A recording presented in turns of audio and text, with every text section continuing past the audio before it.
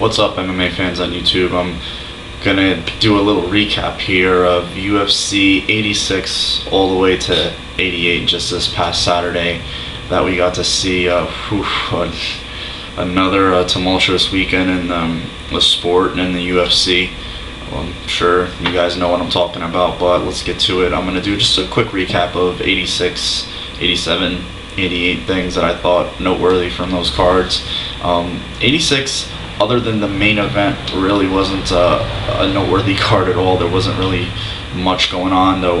Only one of the main cards fights didn't go to decision. Joe Stevenson, Gleason Tibau. Stevenson finishing Tibau with the guillotine and the guard, just like he did Mishima. And Forrest Griffin coming away with the light heavyweight championship. A lot of people wanted to make a controversy out of the decision. Of course, the forums light up when something like that happens. You hear a lot of crazy stuff. We've seen that from Rampage in the past. Come out, look flat. You've seen him do it against a few different opponents. He did it against Murillo Ninja. There's one guy of note. He did it against a few of his later Pride fights. Just came out and didn't look like his explosive self. Didn't look like the guy that goes in there and slams people and throws good combinations. It looked kind of flat. But Forrest had a lot to do with that, I think. I think that the leg kicks definitely took their toll. Good game plan, moving around a lot. Forrest has definitely reinvented himself, and I think he had to. I think, there's a lot of questions about his chin, but I think a more pressing concern for him is his unfortunate ability to get cut, and that could eventually cost him fights, because he's definitely a guy who's going to get cut in a fight no matter what, much like Marcus Davis. It's just going to happen if he gets into those 3, 4, especially 5-round fights. He's going to get cut. So that was the big news from that event. Tough one winner. Forrest Griffin coming away with the light heavyweight championship. Who would have thunk it? Was pretty much shocked, but it's the way the sport goes. It's a very volatile sport. And UFC 87 was a good card, solid card. I thought the Huerta Florian fight was a bit of a letdown for me. They went to a 3-round decision. I thought they would just go to war. Somebody eventually would get stopped in that fight, either or. Kenny proved to be a little too seasoned for Huerta, in my opinion. The movement, I think, frustrated him. The in and out, the combinations and the circling definitely frustrated Huerta, and Kenny seemed reluctant to get in the slugfest with him, so the fight didn't live up to the hype, and kind of got left with a 3-round unanimous decision for Kenny Florian. But we did get treated to probably a couple of the best grappling rounds in the history of MMA with Damian Maia and Jason the Athlete McDonald, especially that first round. There was some incredible transitions, incredible escapes, just unbelievable grappling, and I thought that's something that needed to be mentioned from that card, because it was definitely phenomenal. Maia ended up getting the better of McDonald with the rear naked choke. And of course we had Brock Lesnar in his much awaited second fight in UFC after his submission loss to Frank Mir. Apparently that's what it takes nowadays, is if you win against Brock Lesnar, you get a UFC interim title shot, or if you are Brock Lesnar, you get a UFC title shot, and we all know how that goes. But he fights Heath Herring in this card. I think from that one punch in the opening few seconds, took Heath completely out of the fight, had his eyes swollen up, and from there on out, Brock just kind of laid on him, controlled him, held him down, hit him with some punches, hit him with a few big punches. But Heath's an interesting fighter in that he doesn't really have any one set skill to fall back on. There's certain guys, what their forte is. They're gonna go to the ground and submit you. They can stand up with you, but they're not that crisp on the ground. He doesn't have any one area where he's dominant at. He's just pretty much known for being a really tough guy who can wear on you. and that's what he's known for. And in Pride, his biggest offensive weapon was those knees in the 4-point attack. Those were his big weapons, and now in the UFC he's not allowed to use those. And against a guy who's a superior wrestler like Brock, he was definitely never going to get in that position, nor could have been able to use those anyway. So Brock just grinded out a 3-round decision. Now we all know Couture's back in the UFC, sees the big payday, sees the billboards, Brock versus Couture. He knows what that entails in terms of pay-per-view buys, because he's one of the few fighters who gets a piece of the pay-per-view. So he knows that this is definitely a time to cash in for him. Makes a lot of other things like touchy subjects, but I'll get into those in later videos. But that was one of the other things. And GSP versus Fitch, wow.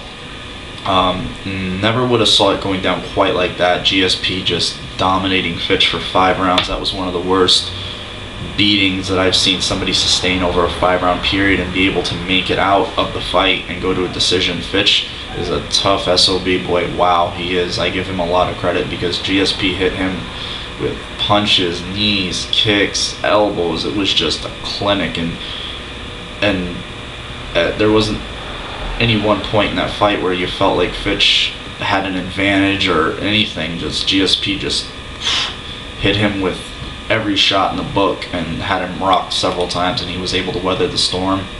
GSP answered a lot of questions about his mental strength and his ability to defend, and he did that in his second time as the welterweight champion of the UFC. And now on to UFC 88. Just this past weekend, we got to see it was a few good fights. The one big story was Caro and Yoshida fight didn't go down. Caro injures himself last minute, and we didn't get to see sort of a judo battle, those two guys going at it. I'm sure that's very frustrating for Caro. He lost the welterweight title shot due to an injury back at 56, so I know this must be definitely frustrating for him, especially coming off the knockout loss to Alves, and we see where Alves is one step closer to a welterweight title shot. And another interesting thing was Marquardt knocking out Kampman, which was a big shock. Never seen that quite from Nate. He's definitely has serviceable stand-up, but to knock out a guy with the caliber of stand-up that Martin Kampman has was very impressive. Hit him with the head kick. Kampman was a tough guy. He tried to recover, but Marquardt was very, very smart, flurried heavy and as hard as he could, knocked him out, but stopped him. Refs just stepped in, didn't think any more blows should incur, and Marquardt very impressive in his victory. Next noteworthy fight from that card was Henderson and Paul Harris. That was an interesting fight, contrast of styles, the wrestler versus the pure submission grappler, and of course Henderson was able to stay out of those submissions. Most dangerous one was that heel hook / knee bar, but it wasn't in deep. Henderson slipped out of it and was able to grind out a 3-round decision, hit Paul Harris with some big shots, but wasn't able to knock him out. Showed a lot about Paul Harris's chin. He seemed frustrated at the end of the 3rd round, where he couldn't quite get Henderson's sprawl looked pretty damn good, and he gets his first win in the UFC in a long time. He's looking to try to get back to that middleweight title shot with Anderson Silva. So next fight we got to see was Rich Franklin versus Matt Hamill. It was a bittersweet fight for both. I think even for me as a fan too, because knowing the two guys are friends, I kind of like both fighters. Big fan of Rich Franklin. I like Matt Hamill, and seeing those two guys fight was kind of hard. Franklin was just despite taking place at 205, was also interesting. Franklin looked good at the weight class. He didn't quite outclass Hamill, but you definitely saw, the way he mixed his striking up. He went up and down with the kicks to the inside leg kicks, outside leg kicks, body, the punches. He was just more well-rounded. When Hamill did get to fight to the ground at one time, he almost got caught in an armbar, but that was the only point in time where you felt like Hamill had an advantage. Rich ended up stopping with a big body kick in the 3rd, and a big win for him at 205. It's going to be interesting to see what the UFC throws at him next at 205. He's a big name. He's definitely has the ability to garner a main event status or co-main event status. So we'll see what the UFC throws at him next. Now on to the main event. Chuck the Iceman Liddell coming off a little bit of a layoff because of a torn hamstring against the Ultimate Fighter 2 winner Rashad Evans, who's undefeated in his MMA career. Only blemish is sort of a controversial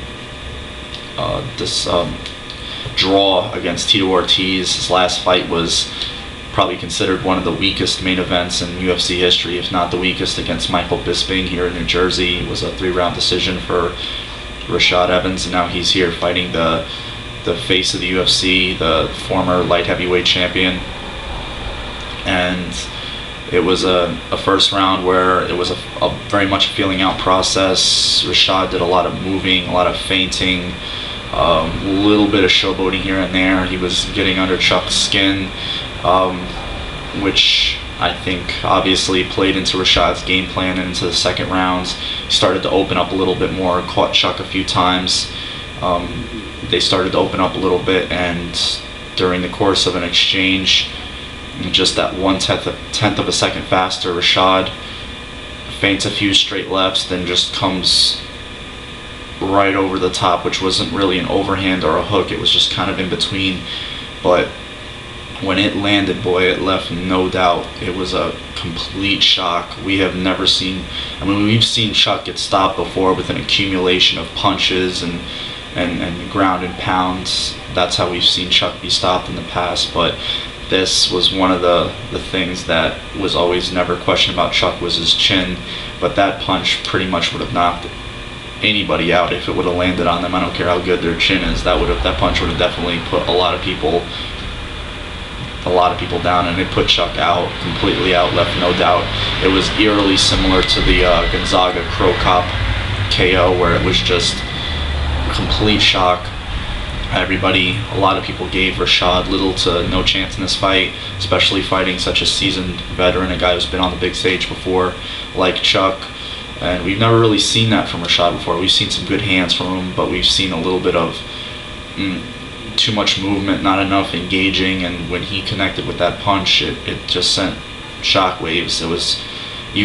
It was complete silence, utter shock. And I even myself, and I'm not a big Chuck fan by any means, but I even felt bad for Chuck after that. I really did. And the reason I felt bad is because I knew, all the naysayers would definitely come out of the woodwork, and you'd see it all over the internet how overrated Chuck was and how he's washed up and he should retire, and you'd hear all this crap about him.